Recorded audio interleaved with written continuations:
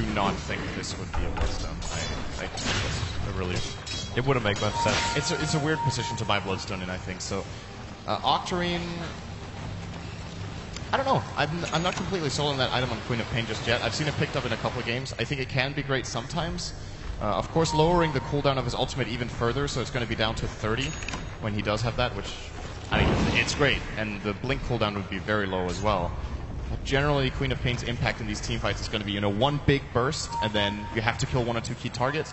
And Octarine Core doesn't really help with that burst, whereas you could be looking at something like perhaps considering a Refresher for a really big burst output, a BKB for more flexibility with how you engage, or even the Hex for added utility. Octarine is a little bit of an odd one out, which gets like exponentially better the more items you have. It also reduces the cooldown of them, but he has no active items apart from Bottle 1 and Treads, so yeah. It's not really that useful right now. It's the no disable line built from him.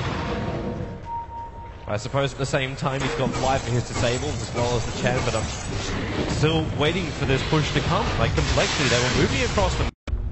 Yeah, it's really stopped right now. It's very, very stopped. But yeah, I agree. This is a classic EG game, though. They're very good at playing the defensive waiting game where they farm up a heavy one position for fear. They've done this multiple times before. They have great high ground defense. Historically, it's been... the old EG with Mason on it, there were a couple of strategies for EG that revolved around having like the most absurd amount of team fight and a mega hard carry, like a Naga, Siren, or an Anti-Mage, and they would play like Sand King and Tidehunter and Enigma in the same lineup, something like that. Just, how do you high ground against that, right? Yeah. Times have changed. It's not as good anymore. But there's still, there's still some leftovers here that you really favor their teamfight heroes here for, of course, Universe and this time around the Windsor Wyvern. All right, so while we have ourselves a moment, we're going to go back and get some thoughts from the analysts. Thank you very much, Toby. Yes, back on the analysis desk, we'll find out, and the investigations will continue on what's happening for the players, and we'll get that fixed. But in the meantime, it gives us a brief opportunity to discuss the first part of the game. And Merlin, let's start with you. How do you assess it so far from a complexity point of view? They must be thrilled. Yeah, the Queen of Pain is doing fantastic. Tusk Skinks roamed out pretty well.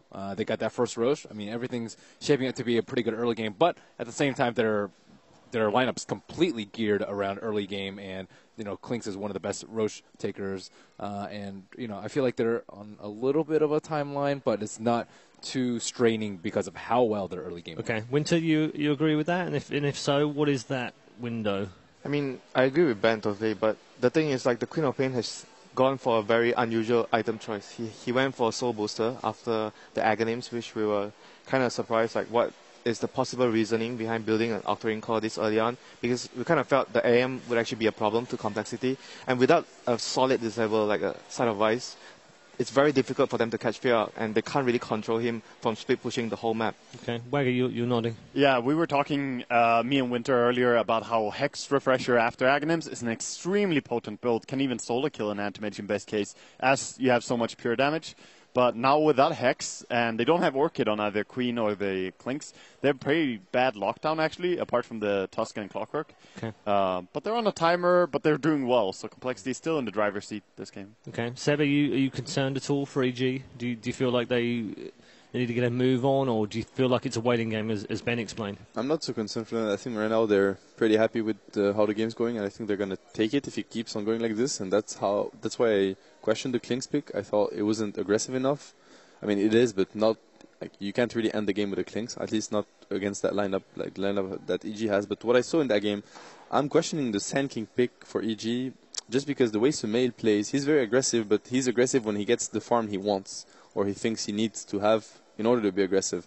But in this game, he was just running around early on because he got a tough game, but I mean, it can happen, especially when you're a player like this. People are going to gank you. And then Sand King was just farming the jungle all the time because that's what you want to do as a Sand King. And what Sumail does, usually, he's the one that's going to be farming those big camps in the jungle. He always does it for like 5 minutes minimum. And then he goes and roams around, and he couldn't in that game. So he fell behind completely.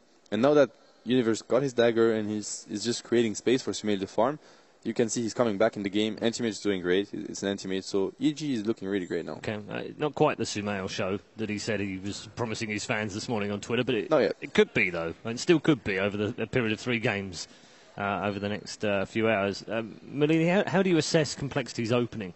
in the way that they've started the game. It's strong, but you said there's a window. If there is a window, where is it? I think there's a window at some point, but it can be extended by how well they control the Winter Wyvern. I think that's a really key hero in keeping the anti-mage alive. And again, they don't really have that many great AoE tools to deal with them. Nothing like a AoE stun from Sand King. They don't actually have any AoE stuns at all, aside from Snowball, which is very unreliable. So as long as they control Winter Wyvern, I think they'll be okay. Again, the Hex, we'll see how that item pans out. You disagree with Seb? Because he's quite confident that EG are okay right now and they can take this and it shouldn't be a problem for them. I mean, I think they're in a good position right now, but at the same time, it only takes like one pick on anti-mage. And, of course, Roshan is really, really important because then they can afford to make a lot more mistakes, and they can also take more risk and siege high ground and end the game when they want to. I mean, they don't really want this to go another, 50, 60 minutes just because anti-mage is going to beat out Klinks later because he can get Abyssal and Butterfly, and Klinks doesn't scale that well because Death Pact. So I think Clink scales fairly strongly, though, because at ESL, I want to go back to that. We said EG ran Clinks as well, and we saw Clinks late game beating down Anti-Mage really hard just because if you go full damage on Clinks and you can get the initiation, that's all that matters. Like, who goes first? Their support crew's a lot has better. the Chen creeps as well. Like, the Chen creeps is far stronger. They have Winter Wyvern, though. It's true, but the problem, they have a lot of control for Klinks. They can protect the target Klinks goes for. They can Winter Wyvern ulti the Klinks. They can Sand King can always disable. It's the easiest thing to do for a Sand King to just stun the guy that you want. It's a very reliable disable, the Sand King stun. They have Naga. I think it's going to be a tough game for Klinks to carry because he's going to be the main damage dealer. I don't think it's going to be easy for him. He has to get a BKB. AM doesn't. That's already a big deal. The big part that kind of makes me, insecure about complexity in this game is the fact that they have no Hex and no Orchid. So the fact that Queen of Pain went for the Octarine is really making me worry for them. But other than that, they're in a very good spot from their early game performance. Like, I don't think any one of us expected Swindle on his Queen to win against Sumail mid on his Lina. And he did that without any help at the beginning. Winter, you said yesterday, many of these games now that they're in the bracket come down to mistakes, and mistakes that either individuals make or the team make. Is there anything you've seen so far from either team that would concern you in terms of mistakes? I think I'm just going to go back to the point where, so far, I think complexity early game-wise, with their draft is slightly risky, like Ben said. The window is closing on them right now, but they're still able to control the farm of EG's team in general by just securing the map and making sure that they continuously get pick off. But it's going to be a problem. Like, how are they going to kill the AM? They need to address the AM at some point in the game. You just can't ignore him the whole game. Okay. You just can't. Right. In the way that their mentalities are right now, we know that Swindles can be emotional, and he plays on that emotion, and he wants to use that as energy. We heard Fly talk in his interview, of course, about they've got this guy and he's helped them with their communication, what have you. What are they going to be talking about right now? Because this is a frustrating time, particularly when you're an emotional player and you want to play on the hype. Well, I mean, to an extent, you analyze what you're going to do, your next move, the opponent's next move, and so on. But you really don't want to water that down too much. If you talk too much about overanalyzing during a pause, that can be bad for you. So I think they just need to relax and, stay positive and stay not focused now, but be ready that it could resume anytime. Okay, Seb, what's PPD saying in the EG booth right now? What's he saying to his players, do you think? They need to keep on playing how they are playing, and that complexity is going to try, I think, to end the game. It's the game they want to play. You see the Kings went for BKB. He wants to fight, and EG doesn't want to fight. So the only fight they're getting is the fight that it's going to happen when they try to push or get a set of racks. So in that regard, EG, they need to be ready. They have a lot of anti-push. Winter Wyvern is one of the best anti-push. Like, it's actually super hard to push into a Winter Wyvern. And same goes for the Lina. So EG is just going to, clear the waves until complexity they will have to initiate on the EG side. They need to prevent the Winter Wyvern and Lina from just spamming them out. But it's really hard to initiate in base against the Naga Sand King because AUI is just going to stand behind. He's going to sleep whenever they go in. And then they're going to counter go with the Sand King. It's going to be easy initiation for Universe because it's going to be like 4 or 3 slept target. So it's going to be really hard for Complexity to break the base just because they don't have that super tanky hero that can just, stand there, eat the nukes with the Chen Mech, the Chen Olhi, and keeps on killing the tower. Klinks doesn't do that. I think that comes to the point where it's going to be the Clockwork's job to make sure the Naga doesn't do her job. So it's going to be very crucial whether the Clock gets the hook shot on the Naga, whether the Naga is out of position and she comes into hook range. That would be crucial for them. There's going to be a great duel indeed between the Clocker and the Naga if we come to that base push.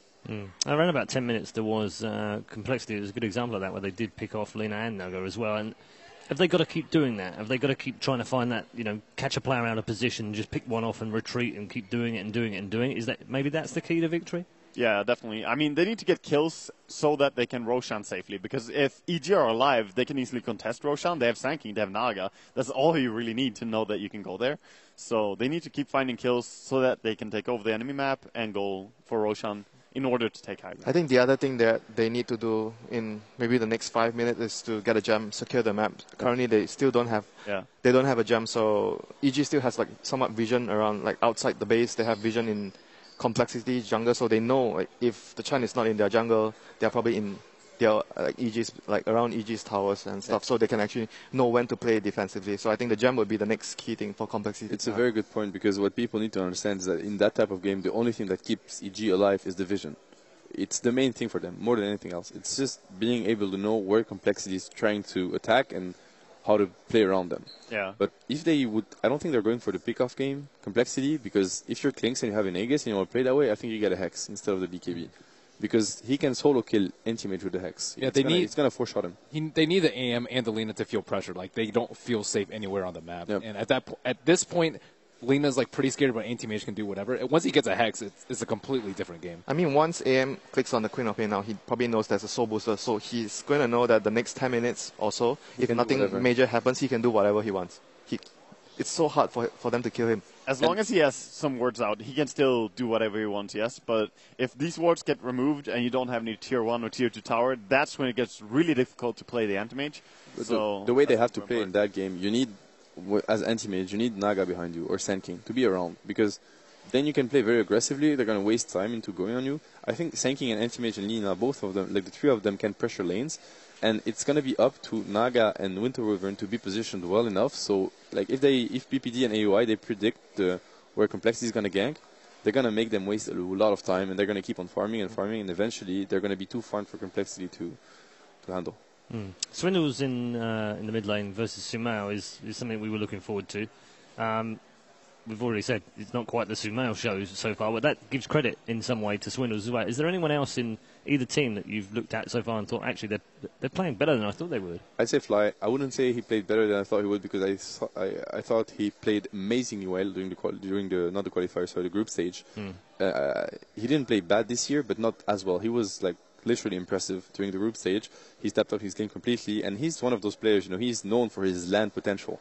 That guy was in the old Fnatic with No Tail, Hani, etc., and they were known for being that scary team at land, because they're just beasts on land, and he was captaining that team, so he knows his lands. He's very calm as well as a person. You can tell when he plays Enigma, he's very patient. He gets a very good ultimate all the time. And in that game, we were mentioning the Swindleman versus Sumail matchup, and it was important. And who actually gave 2 kills to the co-op? It was Fly. His rotations were on point, so he's always performing at the highest level so far. So I'm very interesting position for him to be in, isn't it? Because he was in secret.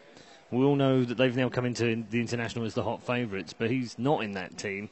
Some players would come out of that and go, well, obviously I must be terrible then. I can't be good enough to play at the top level. And that could damage someone's confidence very, very severely. But he's taken it the other way. He's almost taken it as I mean, you heard him in the video. I've learnt a lot. I've played with some great players. They're still great players. I've become a better player as a result of playing. It's a great attitude to have. It is. And then bring into a very inexperienced Dota 2 team and apply that. Someone said to me, and I almost feel this is a little unfair of it, he was maybe a small fish in a big pond, and now he's a big fish in a small pond. But I get